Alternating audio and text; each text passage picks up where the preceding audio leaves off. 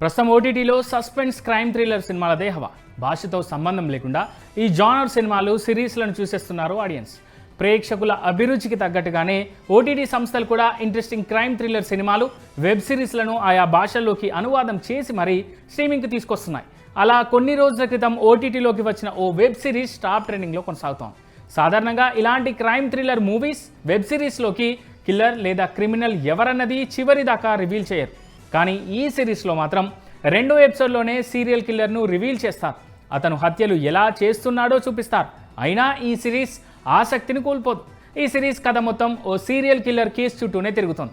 అతి చిన్న వయసులో ముంబై నగరానికి డీసీపీ అయిన రీటా ఫెరారియా ఈ కేసును ఒక ఛాలెంజింగ్గా తీసుకుంటుంది. ఉన్నట్టుండి నగరంలో వరుసగా హత్యలు జరుగుతూనే ఉంటాయి. ఆ హత్యలు కూడా ఒకే పందాలో జరుగుతుంటాయి. ఓ సీరియల్ కిల్లర్ పోలీసులకు ఒక చిన్న క్లూ కూడా వదలకుండా చాలా పకడ్బందీగా ఈ మర్డర్లను ప్లాన్ చేస్తుంటారు. అంతేకాదు, బాధితులను చంపే ముందు వారిని దారుణంగా హింసిస్తుంటారు. కానీ పోలీసులు ఈ సైకో కిల్లర్ జాడను మాత్రం కనుక్కోలేకపోతారు. దీంతో ఈ కిల్లర్ మరింత రెచ్చిపోతాడు. చివరకు పోలీస్ స్టాఫ్లో కూడా ఒకరిని హత్య చేస్తాడు. మరి క్రిమినల్ను పట్టుకునేందుకు రీటా ఏం చేస్తుంది?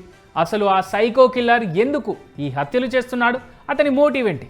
చివరకు ఆ సైకో కిల్లర్ పోలీసులకు దొరకాడా లేడా అన్నది తెలుసుకోవాలంటే మాత్రం ఈ సిరీస్ చూడాల్సిందే.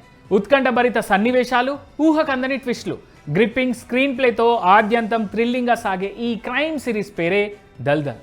అమృత్ రాజ్ గుప్తా తెరకెక్కించిన ఈ సిరీస్లో బాలీవుడ్ హీరోయిన్ భూమి ఫడ్నేకర్ ప్రధాన పాత్ర పోషించారు. ప్రస్తుతం ఈ సిరీస్ అమెజాన్ ప్రైమ్ వీడియోలో స్ట్రీమింగ్ అవుతోంది.